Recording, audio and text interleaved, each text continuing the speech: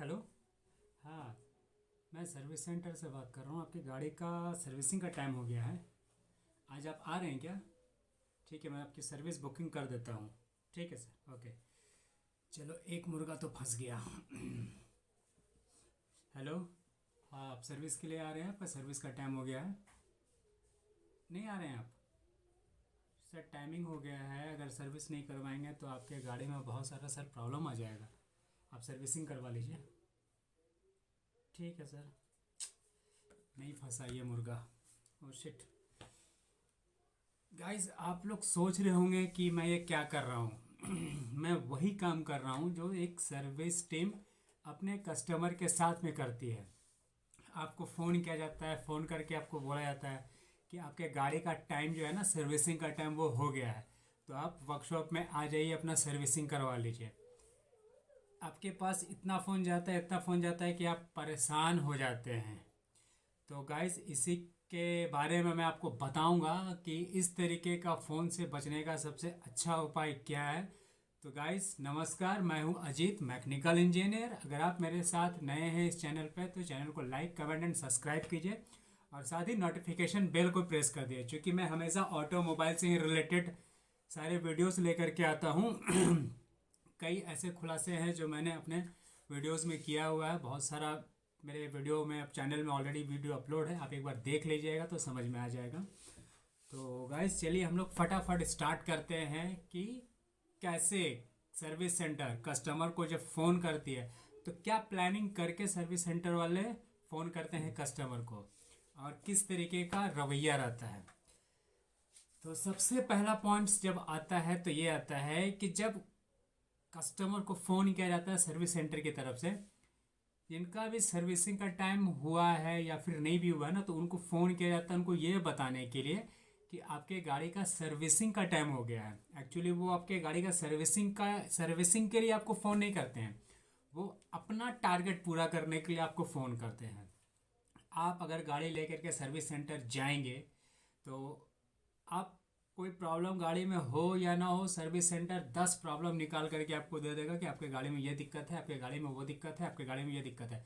माथा में इतना टेंशन दे देंगे कि आप डर से बोलोगे कि भाई कर दो, कर दो। कि सर्विस में क्या होता है ये आपको भी नहीं पता है। सर्विस में क्या करना चाहिए, कैसे चेंज होता है, कितने किलोमीटर पे चेंज होता है। तो मैं आपको ये भी बताऊंगा कि आपका हर एक पार्ट्स कितने किलोमीटर में चेंज होता है, उसको कब चेंज करवाना चाहिए। ओके। तो जब सर्विस सेंटर फ़ोन करती है तो फ़ोन करके उनका पहला बात यही कहा जाता है कि चलो, एक मुर्गा फंस गया, सर्विसिंग के लिए आ रहा है, अब इसको दबा करके काटेंगे। और जो फ़ोन नहीं रिसीव करते हैं, जिनसे बात या फिर बुकिंग नहीं मिल पाता है, तो उनके लिए कहा जाता है कि ओह शिट, एक मुर्गा फंसा नहीं, अब कैसे क्या होगा। जब आप आते हैं ना, तो आने से पहले आपका सारा हिस्ट्री देख लिया जाता है। गाड़ी में आपके प्रीवियस मंथ में कौन कौन से काम हुए हैं, सारा हिस्ट्री देख लिया जाता है। हिस्ट्री देखने के बाद जो जो काम आपने प्रीवियस में नहीं करवाया था, वो काम के लिए आपको फोर्स किया जाएगा कि आप वो काम करवा लो, करवा लो, करवा लो। आप काम करवाना पता है कब? जब आपके गाड़ी में वो प्रॉब्लम हो तब। अगर नहीं है तो वो काम करवाने का कोई दिक्कत नहीं है, वो काम करवाने की कोई ज़रूरत नहीं है कि आप उसको काम करवा के व्यर्थ का अपना पैसा खराब करें। क्योंकि बाइक्स हो गए, ट्रक हो गए, प्राइवेट गाड़ी हो गई, प्राइवेट व्हीकल हो गए, हर एक पार्ट का ड्यूरेशन दिया हुआ है कि कौन से पार्ट्स को कितने किलोमीटर तक जाना है। और वो उससे पहले अगर डैमेज होता है ना, तो आप सर्विस सेंटर में insurance claim, sorry, warranty claim के लिए आप कह सकते हैं कि मेरे गाड़ी का जो ड्यूरेशन था उससे पहले ही मेरे गाड़ी का ये प्रॉब्लम आ गया है, आपको वारंटी में देना है। वारंटी कैसे मिलेगा मैं आपको उसके बारे में भी तरीका बता दूंगा। बस एक ही पॉइंट रहता है सर्विस सेंटर में जाए ना, तो बस एक ही पॉइंट है जिसके बारे में मैं आपको बताऊंगा कि कैसे किया जाता है। तो गाइस, सर्विस सेंटर वाले जब भी आपको सर्विस के लिए फ़ोन करें तो जाना नहीं है, बुलाती है मगर जाने का नहीं, क्योंकि अगर चले गए तो आप हलाल हैं। कभी भी फ़ोन आए सर्विस सेंटर के पास से तो स्ट्रिक्टली मना कर दीजिए कि मेरे गाड़ी में भी सब कुछ ठीक है, मैं नहीं आऊँगा। सर्विसिंग के लिए आपको कब जाना है, मेरी बात सुन लीजिए और समझ लीजिए, अपने दिमाग में फिट कर लीजिए। किसी से पूछने की ज़रूरत नहीं है, किसी फ़ोन कॉल्स की ज़रूरत नहीं है। अगर वो आपको फ़ोन करके ज़्यादा परेशान करें तो सिंपल सा उनको एक ही बात कहना है कि गाड़ी मेरी है, मैं जानता हूँ कि मुझे गाड़ी का सर्विसिंग कब करवाना है। अगर आपको ये बात पता चले कि आपके गाड़ी में आपके पास ही सारा कुछ रहता है कि गाड़ी में आपको सर्विसिंग कब करवाना चाहिए, कितने किलोमीटर में करवाना चाहिए और कौन सा पार्ट्स चेंज होना चाहिए, ये सब कुछ आपके पास दिया हुआ रहता है, बट आप लोग अननोन रहते हैं और आपको पता नहीं चलता। तो कहाँ दिया हुआ रहता है, तो सर्विस का जो बुक रहता है, एक सर्विस बुकलेट दिया जाता है, उस बुक में हर एक चीज़ मेंशन रहता है कि आपके गाड़ी का सर्विसिंग का टाइम कब है, किलोमीटर हो जाने पे या फिर ईयर कंप्लीट हो जाने पे आपको सर्विसिंग करवा लेना है।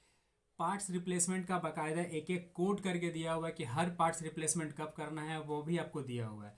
तो गाइस ये हो गया हमारा पॉइंट्स की सर्विस टीम सर्विस सेंटर बुलाती है मगर जाने का नहीं, अगर आप गए तो हलाल।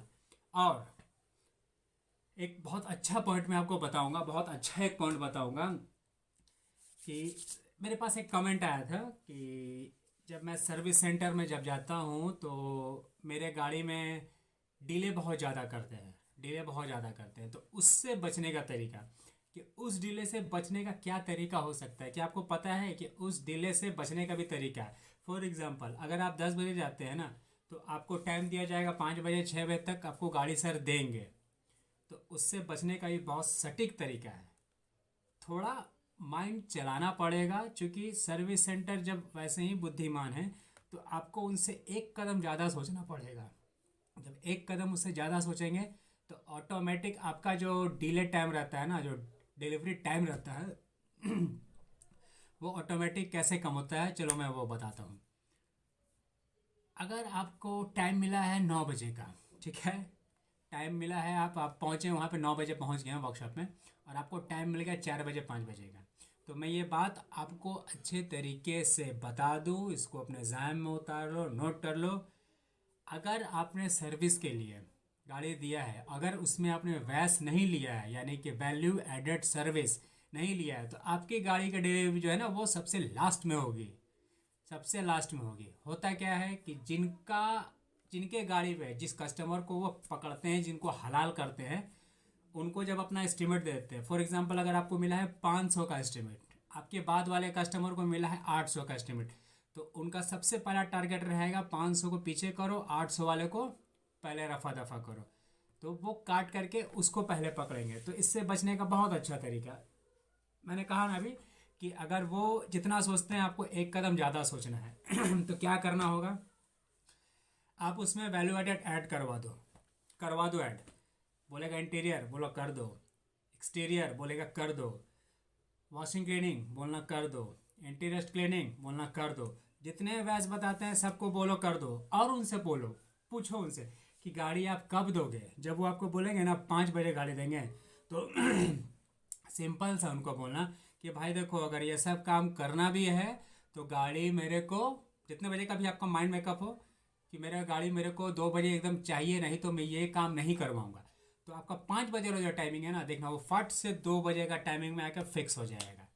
अब क्या करना है, तो 2 बजे का टाइमिंग में अगर फिक्स हो गया तो क्या आप उसे वैल्यू ऑर्डर करवा लोगे? नहीं, वो नहीं करवाना है। उसके लिए भी मैं ट्रिक बता रहा हूँ कि क्या करना है।